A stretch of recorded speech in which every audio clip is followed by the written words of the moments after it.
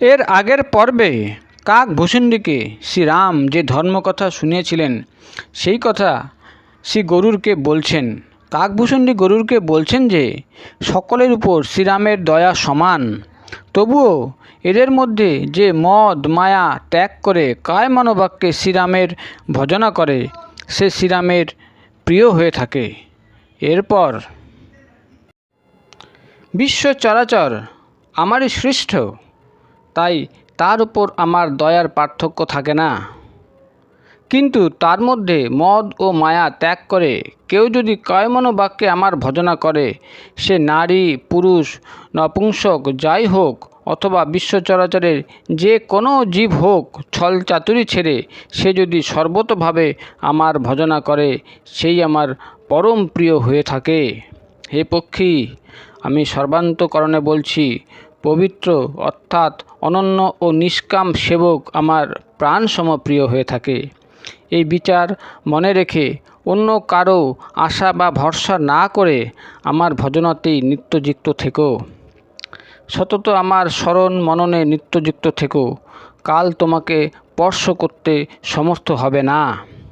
শ্রীপ্রভুর কথাগুলি শ্রবণ করে যেন আমার আশ মিটছিল না। আমি তখন পুলকিত তনু ও হর্ষোৎফুল্ল ছিলাম। সেই সুখের কথা কেবল আমার মন আর কালের পক্ষেই জানা সম্ভব, জীবের তা বর্ণনা করা সম্ভব নয়। শ্রীপ্রভুর নয়নাভিরাম শিববিগ্রহের সৌন্দর্য সুখ নয়নই জানে, কিন্তু নয়ন বলবে কেমন করে, তার তো বর্ণনা করবার শক্তিই নেই। আমাকে বহুভাবে বুঝিয়ে ও সুখ প্রদান করে শ্রীপ্রভু আবার সেই বালকসম ক্রিয়ায় মত্ত হলেন। সজল নয়নে বিশুষ্ক মুখ নিয়ে তিনি জননীর দিকে তাকালেন, যেন ভীষণ খিদা পেয়েছে। এই দেখে জননী তৎক্ষণাৎ উঠলেন আর সুমিষ্ট কথা বলে পুত্রকে বুকে তুলে নিলেন। তিনি সন্তানকে বুকে নিয়ে দুধ খাওয়াতে লাগলেন আর সঙ্গে সঙ্গে শ্রী রঘুপতির লীলা সংকীর্তন করতে লাগলেন। যে সুখের জন্য সকলকে সুখ প্রদানকারী কল্যাণরূপ ত্রিপুরারি ভগবান শ্রী শঙ্কর অশুভ বেশ ধারণ করেন, সেই সুখে অযোধ্যার জনগণ সতত ডুবে থাকেন। সেই সুখের কণিকা মাত্র যে একবার স্বপ্নও লাভ করতে সক্ষম হয়েছে, হে পক্ষীরাজ, সেই বুদ্ধিমান বিদ্যজন ব্রহ্মসুখকেও তুচ্ছ জ্ঞান করে। আমি আরও কিছুকাল অযোধ্যায় ছিলাম আর প্রভু শ্রীরামচন্দ্রের সরস বাল্যলীলার আনন্দ উপভোগ করলাম। প্রভু শ্রীরামচন্দ্রের কৃপায় আমি ভক্তির বর পেয়েছি। তদনন্তর শ্রীপ্রভুর চরণে বন্দনা করে আমি আমার আশ্রমে ফিরে এলাম। এইভাবে যেদিন থেকে প্রভু শ্রী রঘুনাথ আমাকে আপন করে নিয়েছেন, মায়া আমাকে কখনো স্পর্শ করতে পারেনি। শ্রীহরির মায়া আমাকে যেভাবে নাস্তানাবুদ করেছিল, সেই সুগুপ্ত কথা আমি বললাম। হে পক্ষীরাজ গরুড়, এখন আমি আমার নিজস্ব অনুভূতির কথা বলবো। এই কথা পরম সত্য যে শ্রী ভগবানের গুণ সংকীর্তন ছাড়া ক্লেশ দূরীভূত হয় না। হে পক্ষীরাজ শুনুন, প্রভু শ্রী রামচন্দ্রের কৃপা ছাড়া শ্রীপ্রভুর মাহাত্ম্য জানা যায় না। মাহাত্ম্য না জানলে তার উপর বিশ্বাস স্থায়ী হয় না, আর বিশ্বাস ছাড়া যে প্রীতি হয় না, আর প্রীতি ছাড়া যে ভক্তি সুদৃঢ় হয় না। যেমন হে খগপতি, জলের আর্দ্রতা তো স্থায়ী কখনো হয় না। গুরুকৃপা ছাড়া জ্ঞান লাভ করা সম্ভব হয় না, অথবা বৈরাগ্য ছাড়া জ্ঞান লাভ হয় কি? তাই বেদ ও পুরাণের সুস্পষ্ট মত যে হরিনাম অর্থাৎ হরিভক্তি ছাড়া সুখ লাভ কখনো হয় না। হে তাত, মনে স্বাভাবিক সন্তোষ না থাকলে কি শান্তি লাভ করা সম্ভব? হাজার চেষ্টা করলেও জল না থাকলে জলযান চালানো যায় কি? সন্তুষ্টি ছাড়া কামনার বিনাশ হয় না, আর কামনার জাগ্রত থাকলে সুখও পাওয়া যায় না। হরিনাম ছাড়া কামনার হাত থেকে রেহাই পাওয়া সম্ভব নয়। ধরিত্রী ছাড়া কি বৃক্ষ জন্মাতে পারে? বিজ্ঞান বা তত্ত্বজ্ঞান লাভ ছাড়া সাম্যভাব আসা কি সম্ভব? আকাশ ছাড়া কি রিক্তস্থান পাওয়া সম্ভব? শ্রদ্ধা ছাড়া ধর্ম আচরণ হয় না। পৃথিবী তত্ত্ব অর্থাৎ মৃত্তিকা ছাড়া কি গন্ধ লাভ হয়? তপস্যা ছাড়া কি তেজের বিস্তার সম্ভব? জলতত্ত্ব ছাড়া কি জগতে রস হওয়া সম্ভব? বিদ্যজনের সেবা ছাড়া কি শীল বা সদাচার লাভ করা সম্ভব?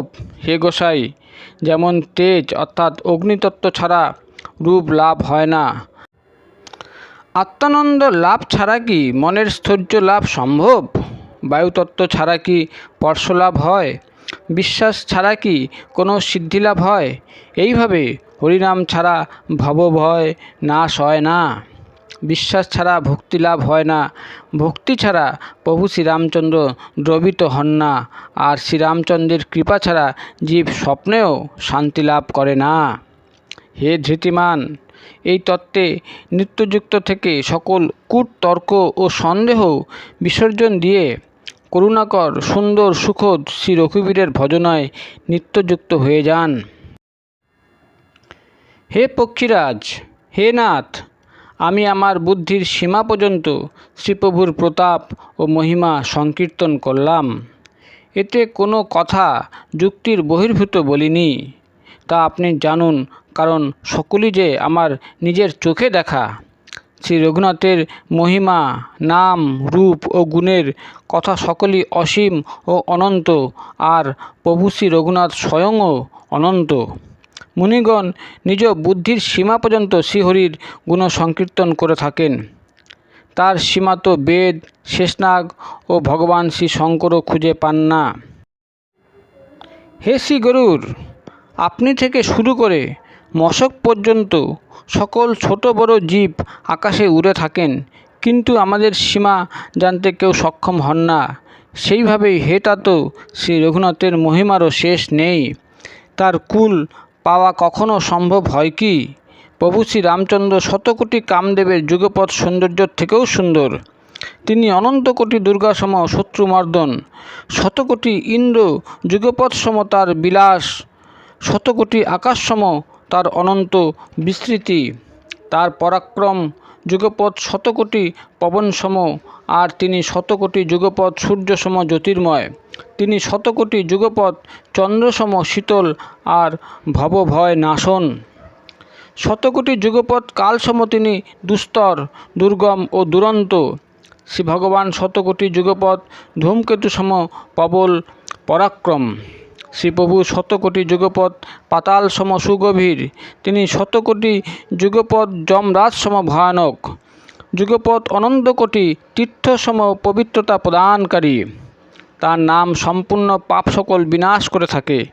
শ্রী রঘুবীর শতকোটি যুগপৎ হিমালয়সম অটল, আর শতকোটি যুগপৎ সাগরসম গভীর। শ্রী ভগবান শতকোটি যুগপৎ কামধেনুসম সকল কামনা প্রদায়ক। তার বুদ্ধিবৃত্তি অনন্ত কোটি যুগপৎ দেবী সরস্বতীর সম। তাতে শতকোটি যুগপৎ ব্রহ্মাসম সৃষ্টি রচনার নৈপুণ্য বর্তমান। তিনি শতকোটি যুগপৎ বিষ্ণুসম পালনকর্তা, আর শতকোটি যুগপৎ রুদ্রসম সংহারকারী। তিনি শতকোটি যুগপৎ কুবেরসম ধনসম্পদ সম্পন্ন, আর শতকোটি মায়াসম সৃষ্টির আধার। ভার গ্রহণ করতে তিনি যুগপৎ শতকোটি শেষনাগসম। আর কত বলবো, জগদীশ্বর প্রভু শ্রীরামচন্দ্র সর্বতোভাবে অসীম ও অনুপম। অনুপম প্রভু শ্রীরামচন্দ্র, তার উপমা নেই। বেদ ঘোষণা করেন যে শ্রীরামচন্দ্রের উপমা শ্রীরামচন্দ্র স্বয়ং। যেমন শতকোটি জোনাকির সমান বললে সূর্যের প্রশংসা না করে নিন্দা করা হয়, এইভাবে নিজ নিজ বুদ্ধির দৌড় অনুসারে মহামুনিগণ শ্রীহরির বর্ণনা করে থাকেন। কিন্তু শ্রীপ্রভু ভক্তদের ভাবটুকু গ্রহণকারী ও অতিশয় কৃপাময়। তাই তিনি সকল বর্ণনায় সানুরাগে শ্রবণ করে সুখানুভূতি লাভ করে থাকেন। শ্রীপ্রভু রামচন্দ্র অমিত বিস্তার গুণসাগর, তাই তার কুল পাওয়া কখনো সম্ভব নয়।